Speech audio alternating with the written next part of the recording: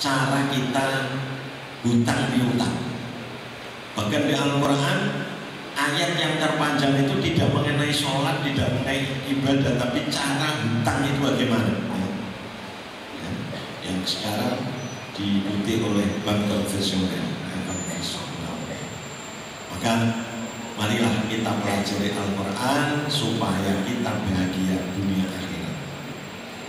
Di dalam Al-Quran sudah cara makan diterangkan, cara tidur juga diterangkan. Kalau kita pelajari pasti kita akan kalau kita laksanakan akan bahagia dan sehat selalu. Ini kalau cara makan mengikuti Al-Quran.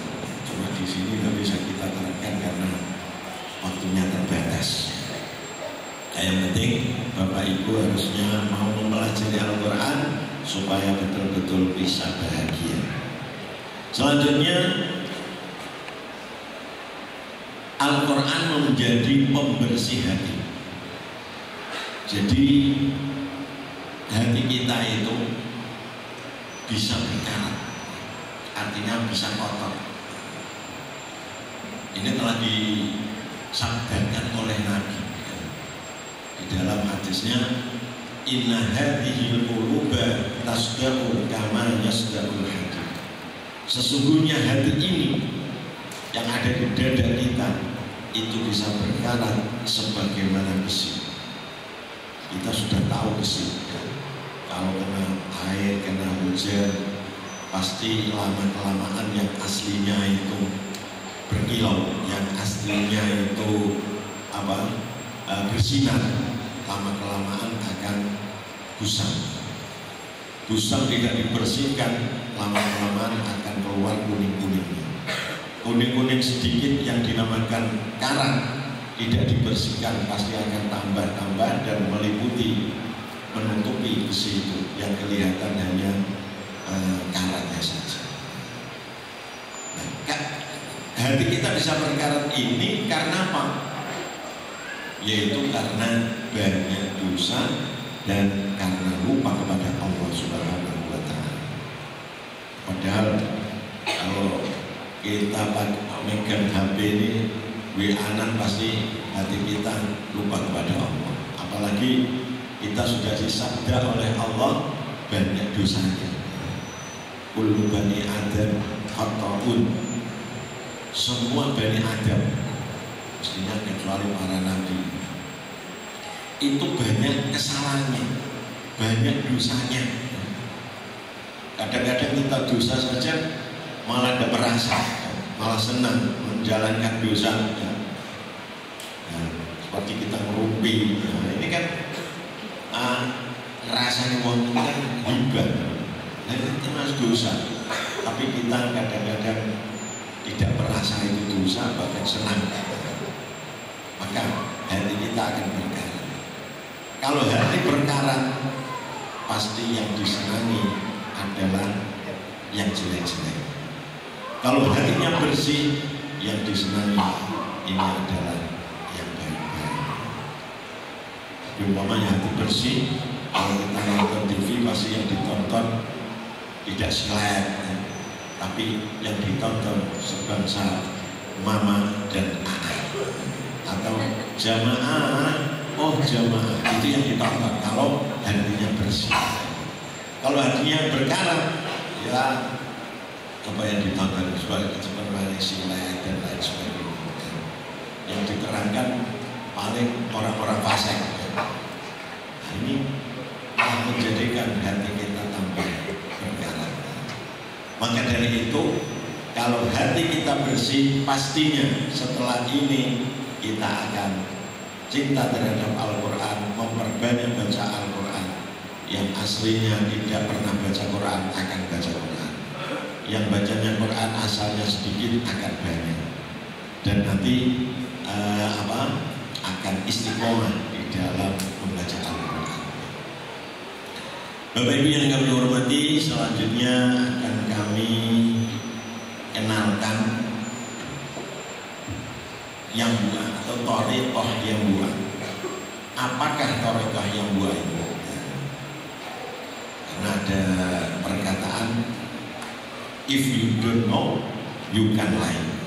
Tak kenal, maka tak sayang. Supaya sayang, supaya cinta, kita harus mengenali. Ya. Jadi torekoh yang dua ini adalah torekoh itu metode. Metode disuruhkan baca, tulis, dan menghafalkan Al-Quran. Jadi dengan metode yang dua ini akan kita pelajari bagaimana cara membaca Al-Quran yang benar dan bagaimana cara menulis yang benar dan bagaimana menghafalkan Al-Quran dengan benar dan supaya bisa cepat. Cuma yang kita terbitkan baru yang mengenai membaca dan juga menulis.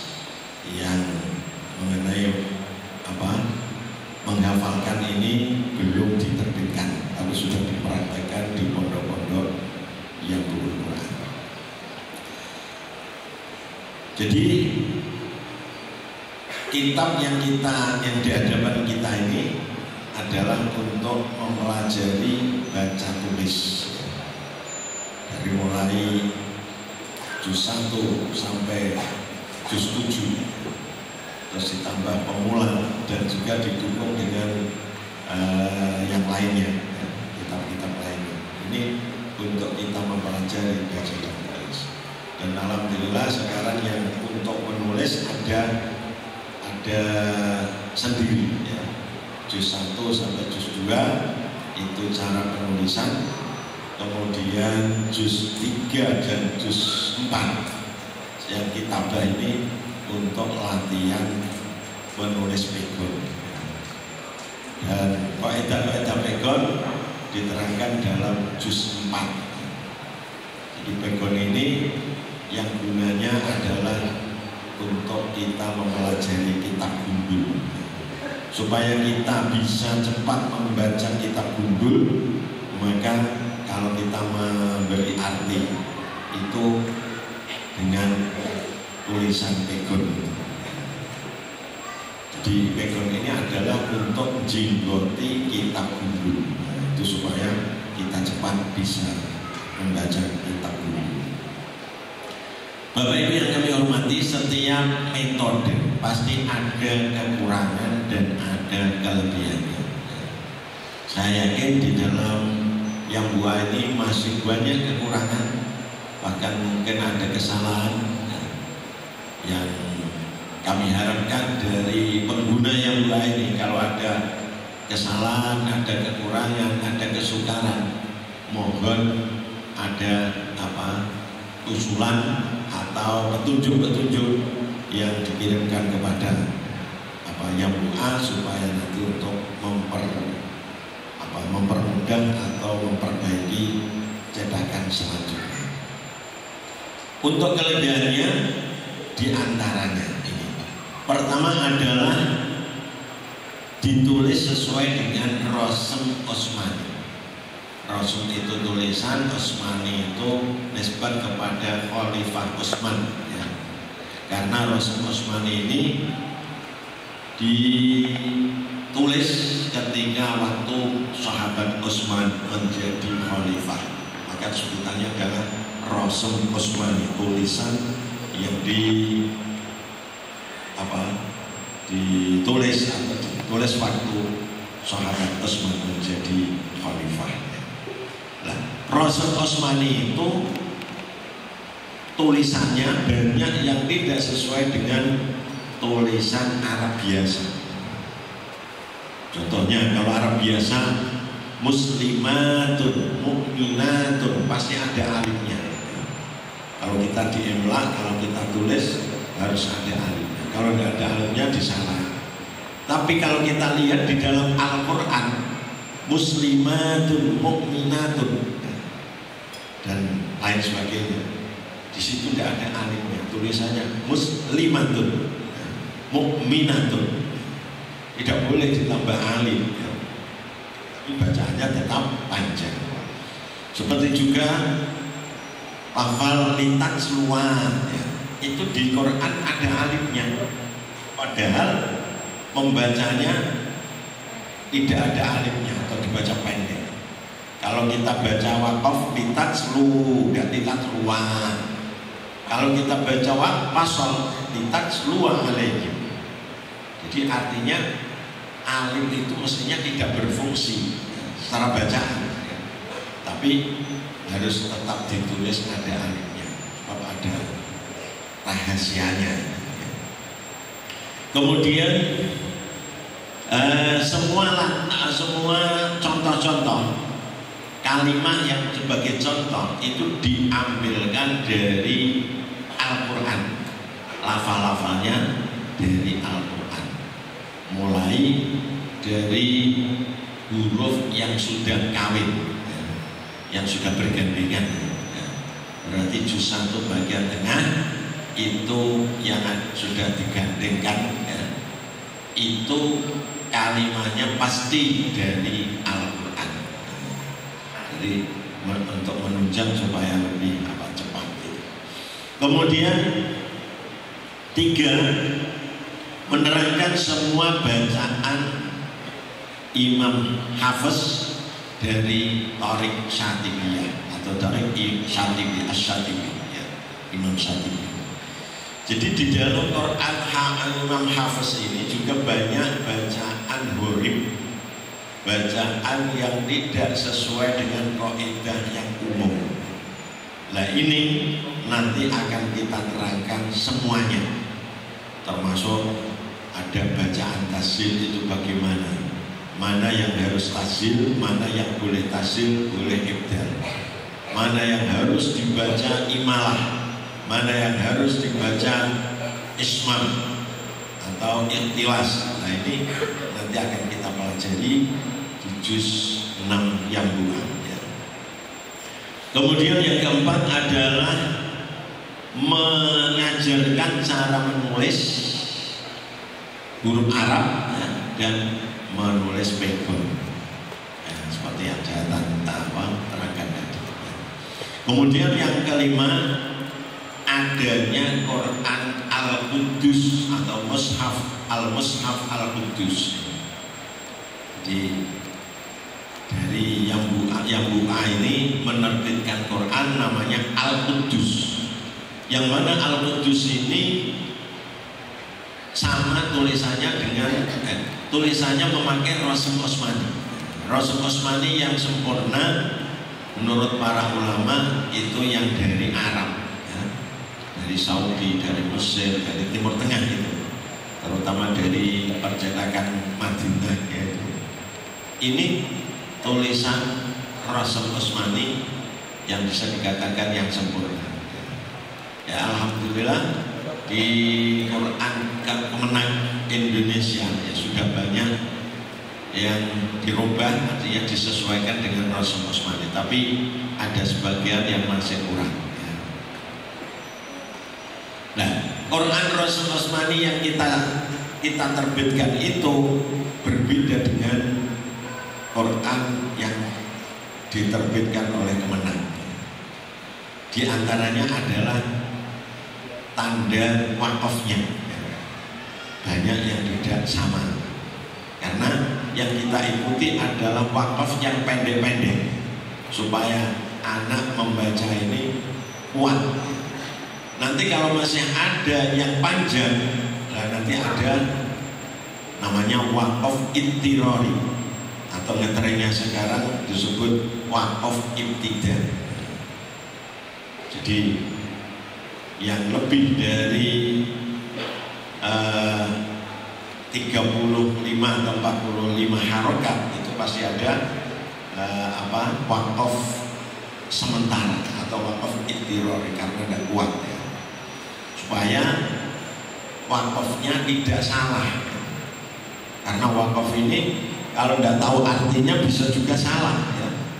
Seperti wakaf la ilah, wakaf kok di situ, nah, padahal artinya kan tidak ada Tuhan, kan berbahaya, seperti orang PKI itu, ya. Maka kita arahkan wakafnya di sini, nanti mengulanginya dari sini, nanti ada contoh-contohnya. Di samping itu Quran Al-Quddus ini ada catatan kaki. di bawahnya ada keterangan mengenai bacaan-bacaan gurib. Jadi umpamanya ada bacaan yang gurib, nanti diberi garis bawah atau di blok ya. Kalau ada blok ada garis bawah ini berarti bawahnya ada keterangannya. Oh, lafal ini boleh dibaca tasil. Tasil yaitu begini-begini, dan boleh dibaca ibdal yaitu dibaca dengan begini, dan seterusnya. Dan juga keterangan mengenai lafal-lafal yang muskilah, yang dianggap sukar atau yang sering salah orang membaca ini juga diberi keterangan. Itulah diantaranya kelebihan daripada yang bulan. Bapak Ibu yang kami hormati, ini contohnya Quran Al-Qudus. Ini contohnya ada A'udzu di atasnya, di bawahnya ada Rabbi firli wali walidayya walil mu'minina amin. Kemudian yang paling bawah catatan kaki ya, jalan kaki. Nah, ini contohnya ayat yang panjang. Jadi umpamanya ada ini ayat lebih daripada 40 harokat. Nah, orang membaca kalau sudah lebih 35 sampai 40 ini biasanya tidak kuat. Kalau tidak kuat perlu wakaf di tengah. Wakafnya di mana? Nah, ini kita berikan tanda. Jadi umpamanya kita membaca dari ya bani Israil al-Qur'an dan seterusnya. Ini kalau sampai akhir ayat orang yang nafasnya biasa pasti tidak akan kuat ya. Kalau tidak akan kuat ya kita beri tanda wakaf sementara. Di situ kita beri tanda panah kanan kiri ya. Jadi yang sebelah kiri itu untuk tanda wakaf sementara ya. Allati an'amtu alaikum, dia ada tandanya panah kanan, itu berarti wakaf sementara. Yang dari kanan ada tanda panah ke kiri, yang itu untuk mengulangi. Dari wakaf sini ibtidaknya dari mana? Kalau yang baik mestinya ya dari ulkuru nikmatallah. Tapi kalau nanti kepanjangan tidak kuat lagi harus wakaf berkali-kali.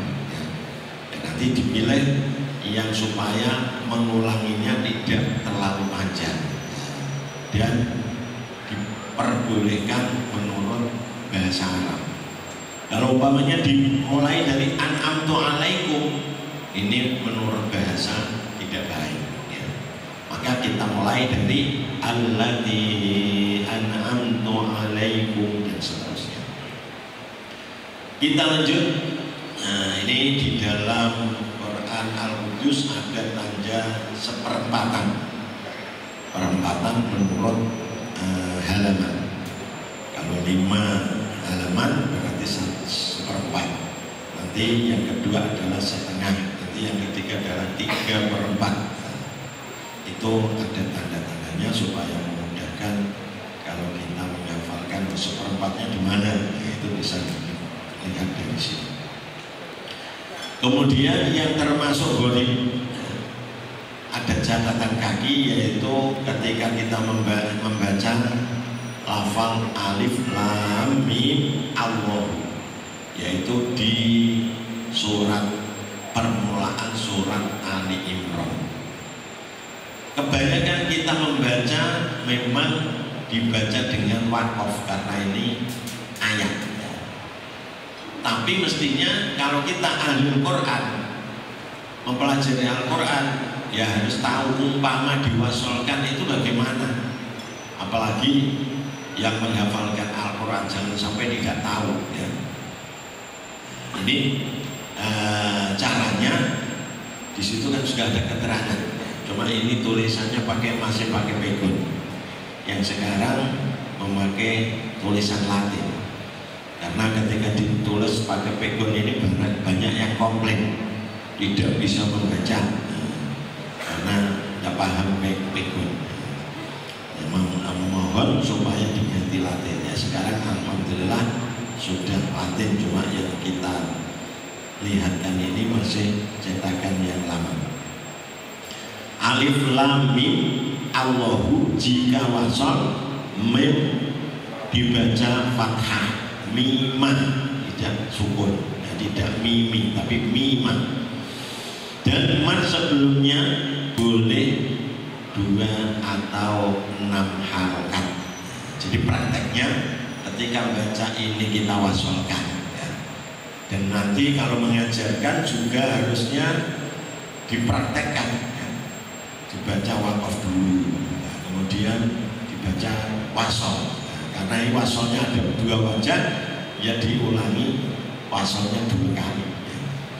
Jadi nanti mengajarkan alif lam mim 6 harokat. Allahu la ilaha illa huwal hayyul qayyum. Itu wakafnya dan biasanya dibaca begitu. Nah, ketika kita wasolkan, memnya harus dibaca ma. Prakteknya alif lam mim Allahu la ilaha illahu. Karena kuatnya bisa begitu. Mim Allah, ya, itu caranya membaca kalau wasol. Dan boleh baca tetap panjang. Alif lam mim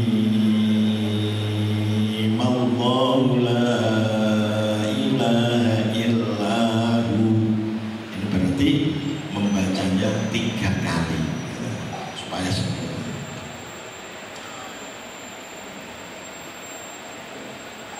Alhamdulillah. Nah, ini apa kita terangkan dalam juz 6 nanti. Kemudian contoh lagi, Qul Allah. Ini yang di Al-Quran tandanya adalah tanda panjang. Ini namanya man apa ini? Allahumma apa? Bisa disebut man lazim ya. Karena ada man bertemu tasdid. Dan juga bisa disebut man fard atau man farqi ya. Karena ada hamzah istifham bertemu al ya, dan dibaca panjang. Nah, itulah namanya ya. Tapi ini boleh juga dibaca tasyil. Tasyil itu membaca hamzah dibaca antara hamzah dan alif. Maka ini boleh dibaca Qul ahallahu adzina lakum. Nanti praktek ya harus 2 kali. Pertama Qul ahallahu adzina lakum. Terus Qul ahallahu adzina lakum. Jadi supaya tahu membacanya, wajah-wajahnya dibaca semua. Kemudian ini Mushaf Al-Quddus yang terbaru, yaitu ada tajwid warnanya.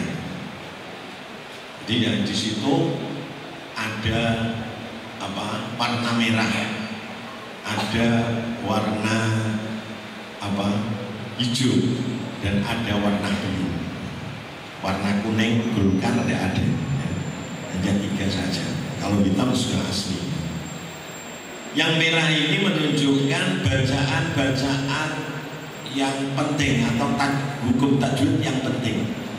Maka yang di merah ini bacaan guna semuanya di merah ya. Jadi tidak ada perbedaan antara iqlab dengan efa safawi, guna musaddad, tidak ada perbedaan. Asal merah itu ada yang menunjukkan apa yang dibaca dulu. Kemudian menunjukkan yang dibaca qalqalah. Jadi kalau huruf qalqalah yang sukun maka di merah. Kemudian mad yang ada mad farqi, mad yang lebih dari 1 ya, itu diberi merah. Kemudian ikhwatin nun ini kan merah ya. Kemudian yang tafkhim, roh tafkhim, ya roh sukun yang tafkhim. Kemudian lafal Allah yang dibaca tafkhim ini juga di merah. Jadi kalau ada warna merah harus cerdas. Ini yang penting apa? Atau yang menunjuk merah ini yang ditunjukkan apa? Nah, itu supaya cerdas. Ya. Kemudian huruf yang tidak terbaca ketika wasol itu diberi warna biru. Seperti wal kolami, alifnya dibiru karena tidak terbaca ketika dibaca wasol. Kemudian ada lagi warna hijau. Hijau ini yang biasanya di akhir ayat atau akhir tanda wakaf atau sebelum tanda wakaf. Karena ini menunjukkan antara wakaf dan wasolnya bacaannya berbeda. Itu yang warna hijau. Ya seperti ini. Nun wal qalami. Ya, kalau yang yang Quran baru ini itu diberi blok, ya, bold. Ya. Nun wal qalami kan ada warna sendiri, ya, warna hijau muda. Ini kalau di situ tidak kelihatan. Ya. Karena di blok ini berarti ada catatan kaki. Di catatan kaki tertulis nun wal qalami jika wasol, ya, nun dibaca idhar tidak idgham. Kalau kita mengikuti kaidah ada nun itu kan ada nun mati bertemu wawu di lain kalimat, harusnya gimana? Mestinya kan idgham mestinya. Tapi ini termasuk gharib, artinya tidak sesuai dengan kaidah yang umum. Ini dibaca idhar. Maka bacaannya nun wal qalami wa ma yasturun. Seperti Yasin. Yasin wal Qur'anil Hakim. Mungkin Bapak Ibu membacanya begitu, tapi tidak tahu. Kebetulan itu tidak dibaca itu kebetulan, tapi mestinya tidak diaturkan ini karena memang untuk imam hafaz membacanya idgham. Kemudian lagi maliyah halak, ada hak sukun bertemu huruf sesamanya atau sama makhraj sama sifat. Kaidahnya kalau ada huruf sukun bertemu sesamanya dibaca apa? Idgham, ya, disebut idgham misli, mislain, mutamatsilain, sama saja. Ya. Tapi ini tidak harus idgham. Nah, berarti kan tidak sesuai dengan kaidah. Ya. Ini di keterangannya bahwa maliyah jika wasol boleh dibaca idhar dengan saktah atau idgham. Jadi cara membaca idharnya harus dibaca saktah. Ma'auna anni maliyah halaka anni sultaniyah. Boleh begitu. Atau maliyah halaka anni sultaniyah. Ini sebagai contoh ya, yang ada di Quran Al-Qudus. Bapak Ibu yang kami hormati, ya, mari kita membaca suratul Fatihah